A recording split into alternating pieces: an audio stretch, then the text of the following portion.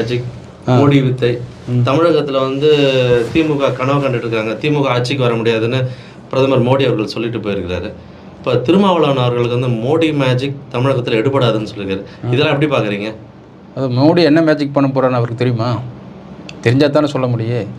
தெரியாது என்ன மேஜிக் பண்ண போகிறாங்கன்னு தெரியாது. தெரியாதனால இவங்க வந்து அந்த மேஜிக் கண்டுபிடிச்சி இவங்கெல்லாம் கண்டுபிடிக்கிறவங்கள அவங்க வேலை செஞ்சுட்டு போயிடுவாங்க அப்படிங்கிற ஒரு ஸ்டேட்டஸ் தான் இப்போ இருக்கிற நிலவரம்.